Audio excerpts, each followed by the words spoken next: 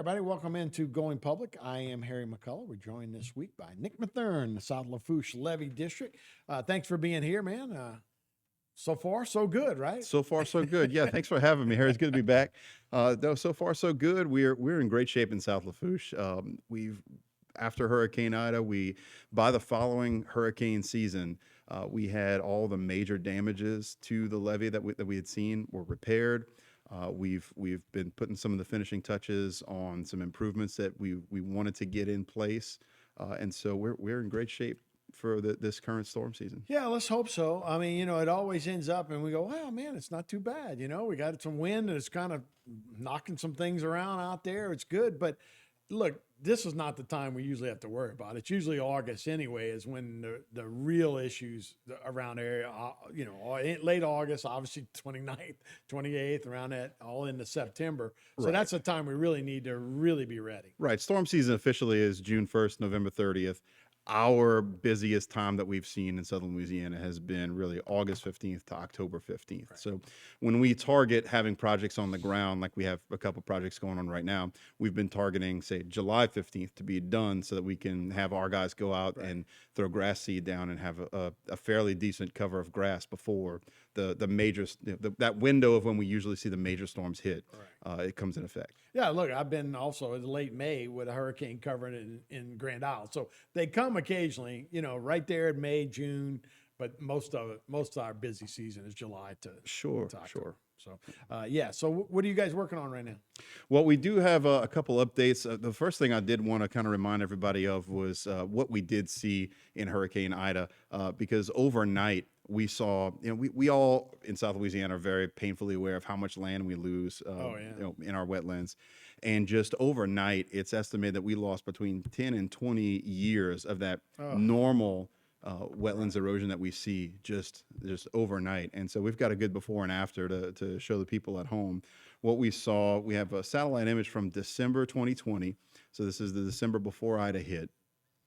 And then comparing that to the day after Ida, this is what we lost comparatively.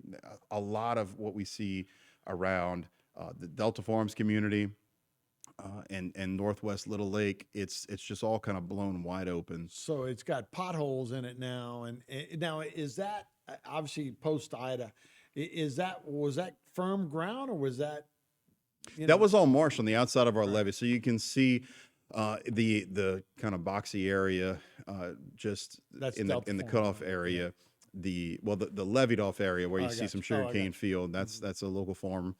And on the outside of that was some very healthy marsh between that farm and Little Lake, and that's all kind of blown out. And the reason that's all so critical is because, our levee obviously holds against, bigger storms, but the daily wave action that we see is what's really having the potential to eat away at the toe of our levee. Right. The more land that we lose between the Gulf and the levee, the more vulnerable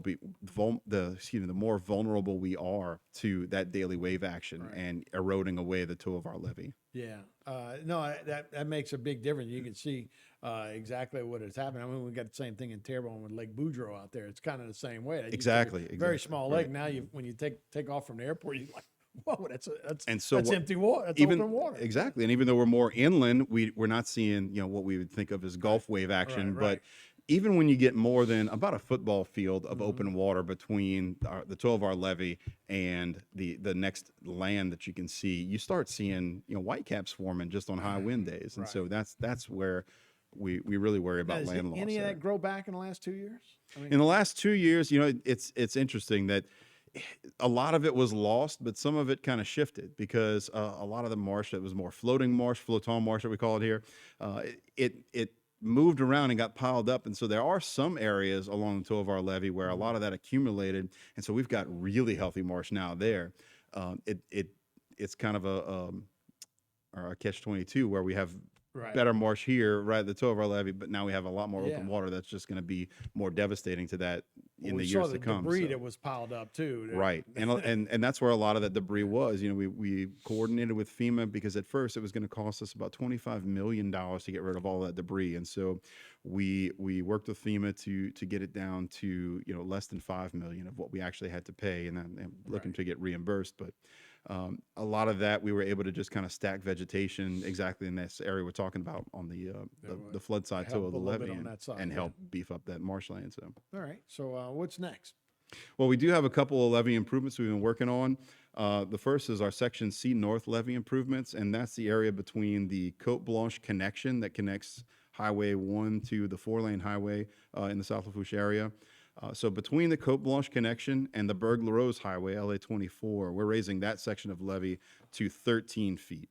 And that section of levee improvement is largely complete. This is also behind Reach L of Morganza to the Gulf, so it's kind of double protected. This is some of the best looking levee that they have in the entire system. It's just really well maintained and really well constructed. So we're very proud of what we've been able to accomplish there. And you'll be getting grass. That's what you're talking about, grass seed. You'll be putting all that kind of stuff on there. Correct. All that area has already been grassed and already seen some good healthy growth ahead of storm season. So moving further south, we have section the C South that we've been doing some levee improvements. That's from that same Cote Blanche connection down to the Baisson's boat launch behind West 107th Street in the Cutoff Galliano area.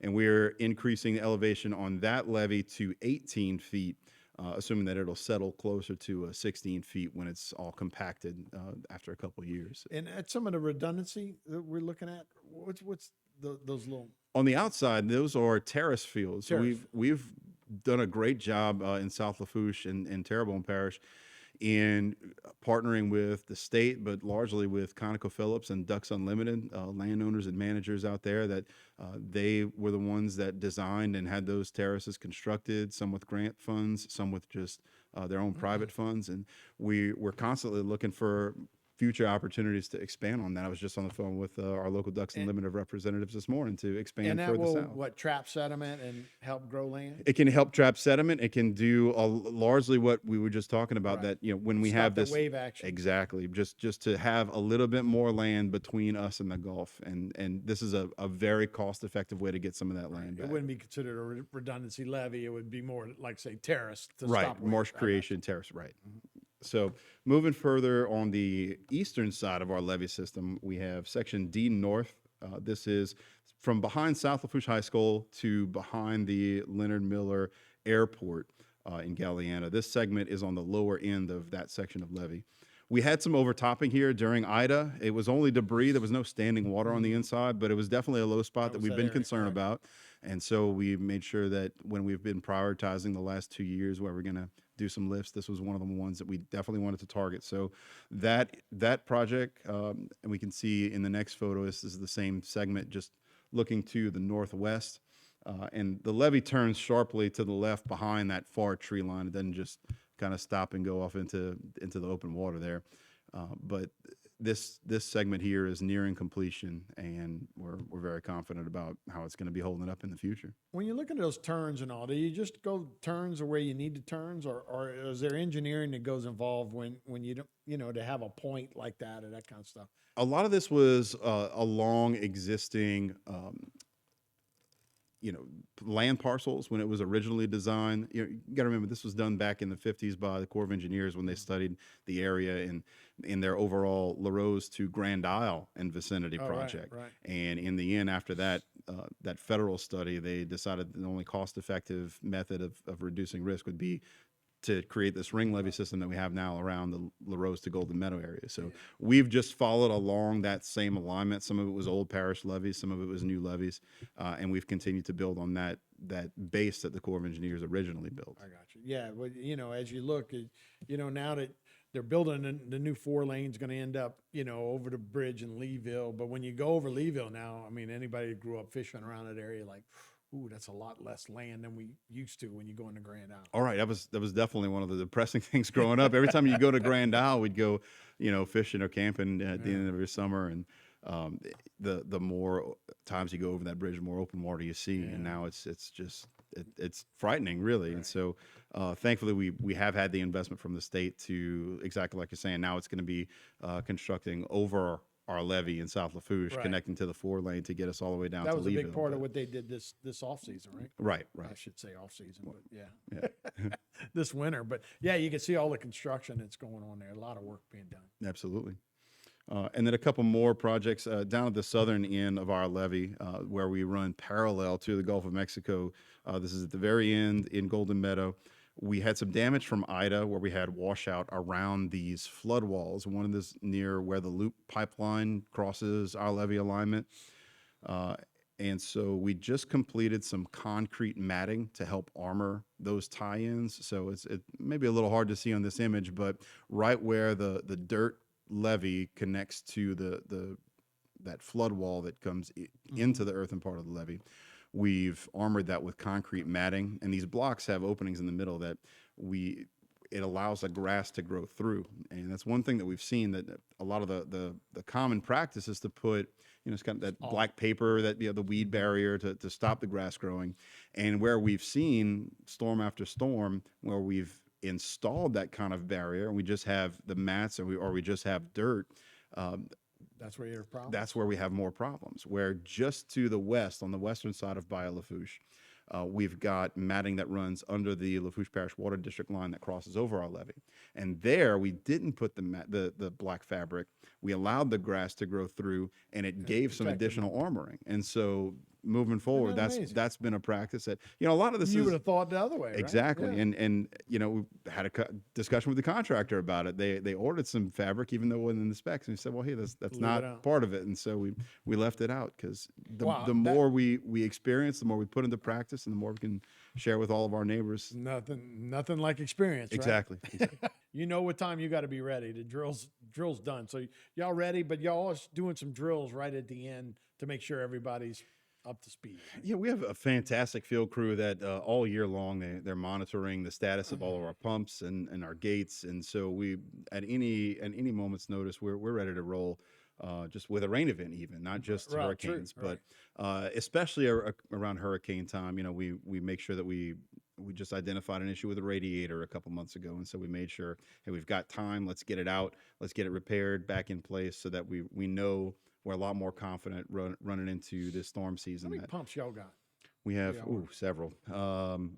We've got, it depends, depending on what station we're at, like number 6 behind South Lafourche High School, we actually have 7 pumps. We have 6 48-inch pumps and 1 36-inch pump. On the very southern end at pump station number 8, that's our oldest one, we have only 2 smaller pumps. So we have different sizes and different locations. But they all ready to go for this time of year, We can, and overall, I like to tell people we can pump out an Olympic-sized swimming pool in 30 seconds. So we can easily handle good rain events. In or out. Right. So, but in terms of our gates, a lot of people, when they come to evacuate, they'll notice that on the 4-lane highway, if you're trying to get out that way, we have raised the levee in that area to a +13. And when we tried to raise the levee on the northbound lanes of the 4-lane, DOTD said, well, you're not going to have a whole lot of room to allow people to stop if you're going up at 13 feet. And then right when you come back off, you're at LA 24. And so one thing they had us do instead was install a removable road barrier. So ahead of storm season, that's what we're looking at here. We get all of our guys out there to do an exercise to make sure that when we need to when President Chasson issues evacuation order, we know that here's the time we're going to be having to close the roads, that we've got all our equipment ready to go. So this is a steel barrier that goes in place, bolted to the highway, and with we call them stop logs that go across each of those little pillars. And so we make sure that all the stop logs and pillars fall in place with no issues. If anything's broken, it gives us enough time to order a replacement part and do repairs ahead of storm season. And so we had a successful exercise at the end of May here, and also on the southern end. And that's engineered to hold back water? It is, yes. Like a levee?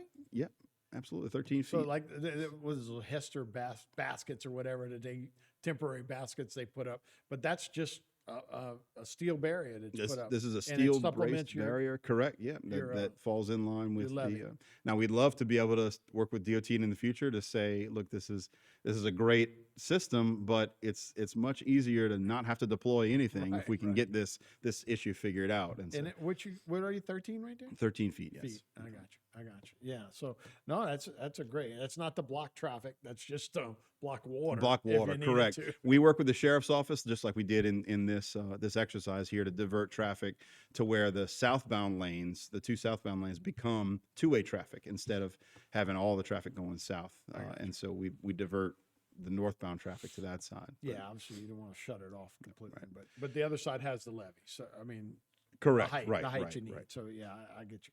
All right, so this year we have one of my favorite characters on Saturday Night Live was Chris Farley. We were just talking about him today. Right, he was like El Nino, the Nino. The Nino, for those of you who don't habla español, right? So it is one of those years, but we shouldn't just go, well, we won't have a hurricane. We're protected now by the kid, right? Right. And a lot of people, you'll hear people going on different weather networks and throwing out the idea that it's an El Nino year, so we're going to have a less More active wind season. shear. Yeah. And that there is a lot of truth to that.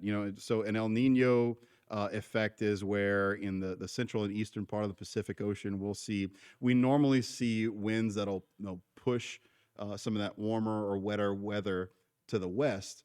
Well, when we don't have those prevailing winds that are pushing those systems to the west, that warmer and wetter weather is going to move further to the east, closer to the South American coast. And so we'll see that affect the Atlantic Ocean. More so than and the so Gulf and the Caribbean. there we'll see a lot less activity, to where those winds that would normally be pushing to the west are now pushing east. And so any system that tries to form in the Gulf, in the Caribbean, in the Atlantic, those winds are going to kind of shake it up before it really has a chance to form. And so there's definitely a lot of truth to that. And so we'll see an average of, in an El Nino year, 6 fewer named storms. We'll see 4 fewer hurricanes, and we'll see 2 fewer major hurricanes, category of 4 or 5. And so there is a lot of truth to that we've seen in history, where that effect does definitely benefit us a lot. But that's definitely not to say, hey, we're in El Nino year, we don't have to plan, we don't have to worry, we don't have to worry about where we're going to evacuate to. We always like to hit home. We're very proud of our levee system in South Lafourche. We hope we never use look, it. we have proved not only against everything that the Corps of Engineers tells us all the time, that, hey, you won't even survive a 10-year storm, much less a 100-year storm. Well, look, we just survived a 300-year level storm with 0 flood insurance claims inside from storm surge. And so we know we have a great system. Even still, those systems are designed to protect your homes and your businesses, not your life. So our parish presidents do not take that decision to issue a mandatory evacuation lightly. If the mandatory evacuation is issued for your area, get out. Right. Get out. If you have the means, get out. If you don't have the means, parish puts up shelters. Talk to family members, friends, neighbors, anybody. Make sure you're keeping yourself safe first. Mm-hmm. Let us worry about your property and your business when you get back. Because a lot of people, especially, worried about moving into this upcoming hurricane season after people have been through Ida and now they're recovered, back in place. Most of them, you'll hear a good mix of, hey, I made it through Ida, I can make it through anything, or I made it through Ida, that was a terrible decision, I'm never staying again. Right. And so we just really want to hit that message home, that if an evacuation is issued, you need to take care of yourself. That is so funny. I was talking to a friend the other day, and they were like, God, if I'd have been home, I could have put up buckets. We could have saved water. Floors or ceilings would have helped. But the people that did stay on, I ain't never staying again. We were sitting there just holding on the doors. It was really rough. So, yeah, that kind of storm, you got to get out. You do. And, our personnel saw that firsthand, where we thought that our field crew was going to be safe. We stayed at Lady City Hospital. We do. We got some video of this. So this is Our Lady to See. This is where y'all were at. This is where our employees were thought to be safe during the storm, and middle of the storm, the roof gets blown off. And so, moving into the future, we've gotten with the town of Golden Meadow. They have got a nice, high rated building and elevated well off the ground, and so that's where our personnel are going to be stationed during the storm until we can get out after the start. No, that was a crazy storm. But yeah, look, and if you can get out of the way, That's the way to do it, right? We're not stopping people from getting back into the area like we had an issue back in Gustav, whatever that was, 08 or whatever. But now they let people back in to start fixing their homes. People don't have to be afraid of that. They're going to let people back in to start doing that. But get out of harm's way. You don't want to get stuck like. And again, we talk about how great our levee system is, which it is, because I mean we held back 16 plus feet of storm surge and a 300-year level storm. Pretty strong wind. But we saw the damage on the inside, exactly what you're saying, because of wind. And so there's a lot of elements to this. Obviously, the wind we have zero control over. The height of our levees we can control. How much we can pump we can control. And it's been a frustrating conversation to have with FEMA and the federal government when everybody's been seeing their flood insurance rates going up, saying look, we know the kind of system that we have, and now with the risk rating 2.0 program rolling out for flood insurance, we have no idea the math that FEMA is doing to come up with these flood insurance rates. And they're not talking to us. We've talked to Senator Kennedy's office, and he's on the Senate Banking Committee, and they're not even talking to them. Right. So it got to the point where State Attorney General, Solicitor General, several parishes, Association of Levee Boards of Louisiana, and the individual levee districts, we all got together and said, look, we got to sue. We have to file suit. And so we did that June 1st. We filed suit against FEMA on the risk rating 2.0 system. We later filed an injunction to stop the risk rating 2.0 system right now while we go through this lawsuit, so that people can maybe get a little bit of relief until we get to the bottom of what all this math was about. And so they have, I believe, until late next week to have the hearing scheduled on that injunction. I was about to say, so how are we going to find out? I mean, it's already started. It has already started, yes. So if this goes through and a judge allows it to give you an injunction, it would revert back to the old laws and push this back? Correct. If the injunction goes through, we revert back to the old system until we can get to the bottom of all the particulars of risk rating 2.0. And then it's up to the courts on the timeline, which we have no way of telling. It can go any number of ways. And so in the meantime, though, we've worked with Senator Cassidy's office. Senator Cassidy has worked with Senator Menendez from New Jersey, who they've also seen enormous increases in their flood insurance rates. And they've introduced the NFIP, the National Flood Insurance Program, that they're calling it the rebuild, the reinstatement or reauthorization of the National Flood Insurance Program prior to risk rating 2.0. It kind of takes a little bit of both, where they make some concessions. Like now, if you've seen increases in your flood insurance, you're capped right now. You'll see a couple numbers. You'll see your increased rate, and you'll see what's called your full risk rate, which is where you'll end up paying. You're only by federal law allowed to have that increase by 18%. This would lower that to 9%. They've also put some means-tested affordability solutions in there. And for us, the biggest thing is the LAMP program being allowed to inform flood insurance rates. It's a levees assessment mapping procedure that would show that we've got a 100-year level storm and we deserve good rates. Oh, no doubt. I mean, we've done so much work in this area, saved so many flooded events over the last couple of years. We need some kind of reward. Right, absolutely. All right, Nick. Well, I appreciate the update. Sure. Thanks so much. That's Going Public. I'm Harry McCullough. We'll see you next time right here on HTV.